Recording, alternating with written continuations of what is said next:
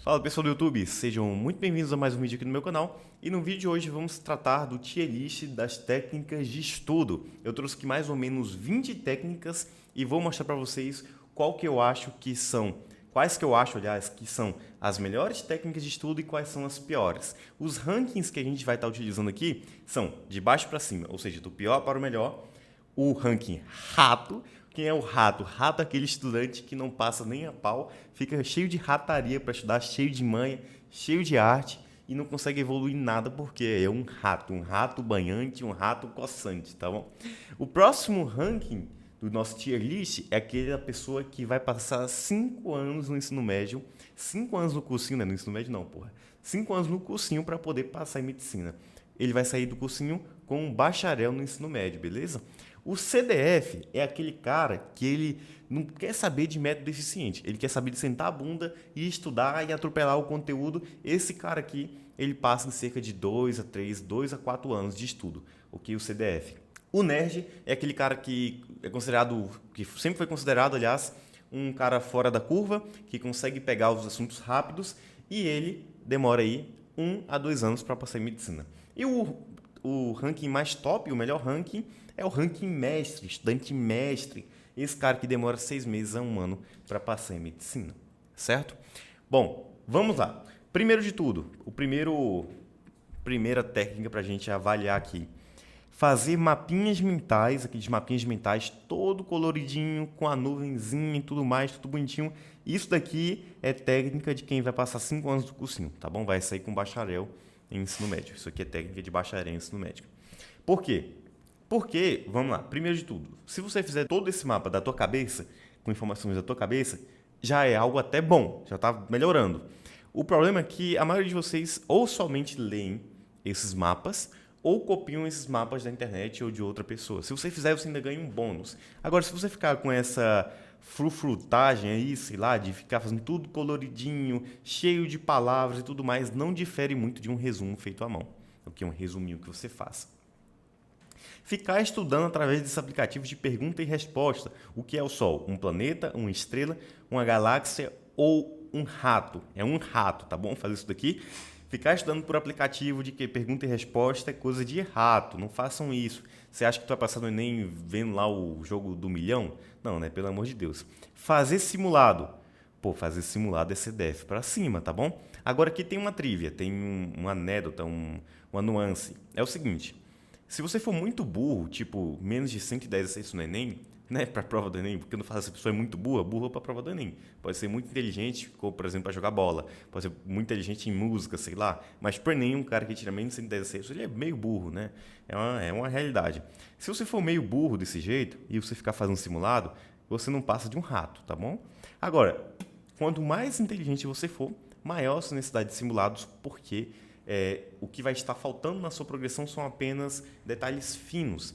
O burro, ele precisa de toda uma base primeiro. Então, ficar fazendo um simulado, para quê? Para errar tudo? Não faz sentido, né? Faz um simulado a cada 2, 3 meses. A pessoa mais inteligente, que já está no nível melhor de acerto, 130 para mais, ela já pode fazer ele um a cada 15 dias. Quando chegar em 150 acertos, toda semana fazer. Mais do que isso, pode fazer praticamente todo dia, tá bom? Não tem muita coisa assim. Todo dia também não, exagero, né? Vai de pessoa a pessoa. Avaliar o resumo feito pelo seu colega, avaliar o resumo feito por uma pessoa. E isso aqui é coisa de rato, tá bom? Isso aqui não dá em nada, você não vai aprender nada fazendo isso. É a maior besteira que você vai estar perdendo seu tempo. Ah, meu coleguinha fez um resumo, agora eu vou colocar aqui a minha opinião sobre. Ah, velho, vai ser idiota na casa. Não, velho, para com isso, não faça isso não, tá? Fazer questões, muitas questões. CDF para cima. Aqui depende. Por quê? Porque o CDF ele vai fazer muitas questões e vai corrigir elas com uma videoaulazinha ali, que é o padrão que todo mundo faz. Todo mundo faz isso, tá bom? Praticamente. Todo mundo de bacharel para cima, o CDF já faz isso. O cara que estuda muito, ele já é habituado a fazer muita questão e corrigir essas questões. Agora, se ele fizer essas questões e além de ver a correção, ele criar como se fosse um esqueleto geral a partir dos erros que ele cometeu e estudar em cima desses erros, de modo a corrigir não tão somente a questão que ele errou, mas também se precaver para as questões que serão cobradas numa prova, ou seja, ele aumentar o repertório dele com base numa questão errada, em vez de se limitar somente à questão, é ótimo. Você eleva o nível de CDF para possivelmente mestre. Depende de como você faz a questão, tá? Então não é só fazer a questão. Só fazer a questão e corrigir ela é coisa de CDF. Agora, fazer a questão e gerar um efeito de hipercorreção a partir do erro dessa questão, aí é top, tá? Aí você pode subir. Mas, via de regra, eu vou botar aqui que o cara é um CDF. Criar objetivos de aprendizado. Objetivos de aprendizado, tipo, em física, aprender primeira lei de Ohm e como aplicar ela no dimensionamento de circuitos. Em linguagem, aprender a correlacionar as diferentes correntes literárias com os movimentos, sei lá, entende? Quando você faz essa criação de objetivos de aprendizado, sobretudo se esses objetivos forem bem específicos, você tem muito aprendizado ali. Você gera muito aprendizado através do cumprimento desses objetivos. Então, na minha concepção, criar objetivos de aprendizado para você mesmo cumprir é um ranking mestre, tá bom? É mestre demais. Leitura sintópica, do Mortimer Adler. Eu não sabia que tinha sido esse autor que tinha popularizado a leitura sintópica, mas como o Google disse que foi, eu não vou falar nada. É isso aí. O que é a leitura sintópica? É você ver o mesmo assunto em vários materiais distintos ao mesmo tempo. Quando você faz isso, você ganha um bônus muito grande no seu aprendizado e é ótimo. Eu recomendo demais fazer leitura sintópica. Eu não sei se eu boto em nerd ou mestre, mas é de nerd a mestre, depende da sua capacidade de leitura. Como a capacidade geral de leitura do brasileiro é ruim, eu vou botar num ranking abaixo do que eu considero ideal, que é o ranking mestre. Fazer leitura ativa, mais uma técnica de leitura, coisa de CDF, tá bom? Depende. Existe uma certa forma de se realizar uma leitura que gera um aprendizado muito profundo a partir apenas da leitura. Então, quem vê de fora pensa que você está apenas lendo. Mas aqui dentro vai estar ocorrendo um nível de processamento mental muito grande, e esse processamento mental é o que gera o aprendizado. Se eu estivesse me tratando aqui da leitura, dessa leitura que eu estou dizendo, não é só uma leitura ativa, é um tipo muito específico de leitura ativa, eu daria um ranking mestre. Para o brasileiro comum, fazer uma leitura ativa não vai gerar tanto aprendizado, então, coisa de CDF, tá bom? Fazer esquemas mentais no papel, com base no que você sabe sobre um assunto. Isso aqui é nerd, tá bom? Isso aqui eleva o nível do jogo. Você, a partir do que você já sabe do assunto, pegar uma folha de papel e escrever em forma de esquema as coisas, como elas funcionam e tudo mais, isso aí é top, tá bom? Isso aí é coisa de nerd, vai gerar aprendizado, pode confiar em mim. Fazer resumo, bacharel em ensino médio. Pessoa que faz resumo, ela vai ser bacharel em ensino médio, ficar fazendo vários resumos. Uma coisa é o seguinte, peguei uma informação do meu professor que é ultra especializado no Instituto Tecnológico de Massachusetts, que nem tem, eu não sei falar essa palavra, Massachusetts, não sei falar, tá? Ela é do MIT, meu professor é do MIT, tá dando aula aqui na Bahia, tá bom? E ele tem informações exclusivas que não se acha em nenhum outro lugar. Aí eu vou anotar e vou guardar porque ele tá falando. Agora, do contrário, porra, com tanto de conteúdo que tem gratuito na internet, que você não precisa dar mais do que alguns cliques para achar o conteúdo, você vai ficar anotando para quê? Para o conhecimento ficar no papel? Mas tu quer o conhecimento no papel ou na tua mente? Não faz sentido ficar fazendo um resumo, né, porra? Pelo amor de Deus. Ficar até 3 horas da manhã no Quora, um fórum em inglês, aprendendo sobre decaimento beta de elétrons. Top, tá? Coisa de mestre. Eu tô zoando, tá? Mas procurar suas dúvidas bem específicas em fóruns, que tem pessoas altamente especializadas para você sanar essas dúvidas, coisa de mestre, tá? Seguir a taxonomia de Bloom, coisa de nerd. Coisa de nerd, pode seguir que você vai aprender. O que é a taxonomia de Bloom? Vou falar em outro vídeo, mas não dá. Tá, vou falar aqui rapidão. Deixa eu ligar o Screen Burst. Tá funcionando? Pronto. Taxonomia de Bloom. Eita, tá preto. Calma aí. Não vou falar não, depois eu falo. Eu ia falar, mas o negócio aqui tá bugado, vai dar um trabalho pra... Deixa eu... Cara, eu gosto de vocês, velho. Eu vou fazer aqui rapidão. Vem aqui. Show to bar. Aí venho. Eu escolho aqui. Vem aqui. Aí eu escolho a cor. Vou botar aqui um branco. Tá bom, branco vai dar certo. Aí eu volto aqui. Pronto, ok. O que é esse tal dessa taxonomia de Bloom? Ela descreve níveis de aprendizado. Níveis de aprendizado. Que aí eu subcategorizo esses níveis em 2 tipos, basicamente, aqui na taxonomia. Os níveis de baixa ordem, BO, e alta ordem.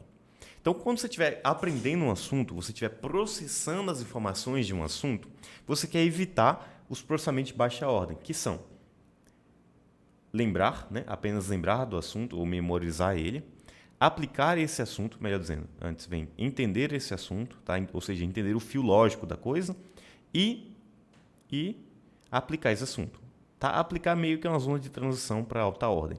Mas esses 3 processos aqui são de baixa ordem e não costumam gerar muito aprendizado. Então, ficar só tentando memorizar brutamente, por exemplo, através de flashcards, não é algo que gere um aprendizado tão forte quanto, por exemplo, os aprendizados de alta ordem, que são criar, lá na mais alta ordem, criar, ou seja, você sintetizar um novo conhecimento, avaliar um conhecimento em um conjunto de contexto, um conjunto contextual, e analisar o conteúdo, ou seja, decompor ele nas partes e manipular essas partes. Isso aqui é alta ordem. Então, se você estiver estudando e realizando esses processos aqui, você vai ter um aprendizado muito mais forte do que os aprendizados de baixa ordem, ok? Porra, eu não sabia que eu ia entrar em tanta profundidade nesse vídeo de elite, mas beleza, não tem problema. Fazer um estudo de caso, ou seja, pegar como se fosse uma questão, mas uma questão com mais nuances, com um contexto claro, como se fosse um caso clínico para você estudar, é coisa de mestre, tá bom? Você pegar uma situação da vida real, um caso da vida real, e tentar resolver ele com base nos seus conhecimentos de física, química, biologia, o que seja, é uma coisa de alta ordem. Por exemplo, você tentar entender por que lá no leg press de 45 graus, só um momento, considerando que o atrito, o coeficiente de atrito é igual a 0, quanto peso de verdade você pega? Né? Então, você coloca aqui, faz diagramas vetores. Você aplicar os seus conhecimentos de física na vida real, por exemplo, fazer estudos de caso, é coisa de mestre, tá? Vai gerar muito aprendizado. Porque, de acordo lá com a taxonomia de Bloom, a gente está em alta ordem. Ficar fazendo anotação dentro da sala de aula. Isso aqui é coisa de bacharel em ensino médio. Você está na aula, você presta atenção no professor, você anota o que ele está falando. Ok? Ah, mas Rodrigo, quer anotar uma dúvida. Tá, anota, não tem problema. Ah, Rodrigo, quero anotar alguma coisa aqui que eu achei exatamente, extremamente muito importante e de fato eu quero fazer isso daqui quando chegar em casa. Pode anotar. Agora ficar anotando tudo que o professor está falando, transcrever na aula? Não. Primeiro que quando você chegasse na aula, já era para você já estar com o conteúdo em dia. Já era para você saber o conteúdo ali, pelo menos parte dele. Ter ali o que eu chamo de priming do conteúdo. Já ter o esqueleto geral, a primeira camada desse conteúdo, que é a lógica geral dele. Até a segunda, na verdade, você já teria com situação lógica também. Enfim, não quero me aprofundar muito nesse vídeo. Bom, então ficar fazendo anotação em sala de aula, perda de tempo, não faça isso, coisa de bacharel em ensino médio. Inquiry-based learning, ou aprendizado baseado em inquérito, mestre total. Você estudar de acordo com as pontas soltas em seu cérebro, tentando entender suas dificuldades e as suas dúvidas e agindo de modo a resolver essas dúvidas, resolver essas dificuldades. Isso que é coisa de mestre, tá bom? Aprendizado baseado em inquérito. Gestão do foco, coisa de nerd, tá bom? Gestão do foco, coisa de nerd. O que é gestão do foco? É você ficar avaliando na tua mente no que você está pensando e como estão os seus processamentos mentais, tá? Seus processos mentais. Se estão bons, se você está cansado, se você está cheio de energia, no que você está pensando, se você está lendo de fato o conteúdo, se você está absorvendo de fato. Isso é excelente, tá bom? Isso é maravilhoso. É coisa assim eu poderia até dizer que é de mestre, mas como a maioria do pessoal vai ter um pouquinho de dificuldade para fazer isso daqui, eu vou deixar em nerd. Técnica Feynman. Técnica Feynman é polêmica. É coisa de CDF. Vou ficar fazendo outra explicação. Por quê? Pessoas que têm uma habilidade inata chamada de processamento profundo vão extrair muito aprendizado da técnica Feynman. Agora, pessoas normais que não têm essa habilidade ou nunca treinaram ela, aliás, né, porque ela é treinável, não vão tirar muita coisa. Por quê? Vamos lá. Vou explicar brevemente para vocês aqui. Só eu sei, basicamente só eu entendo disso aqui no Brasil que eu conheça, tá bom? Pelo menos que aplique isso daqui na prática estudantil verdadeira. Pessoas normais, pessoas com processamento profundo, tá bom? Que tem essa habilidade de processamento profundo. Vamos fazer isso daqui com a informação que ele está auto-explicando. Ó, a pessoa que está auto-explicando, aqui é a memória de longo prazo dela e aqui é a memória de trabalho, onde ela está explicando. As informações que ela está explicando estão assim, ó. Estão indo e voltando para a memória de longo prazo. Elas estão indo e voltando, indo e voltando. Ele pega a informação da cabeça e processa elas e explica. Ele vai fazendo isso, entendeu? Ele tem essa habilidade de processamento profundo e vai jogando. Vai fazer um interplay, ou seja, uma jogada, uma interconexão entre as duas memórias.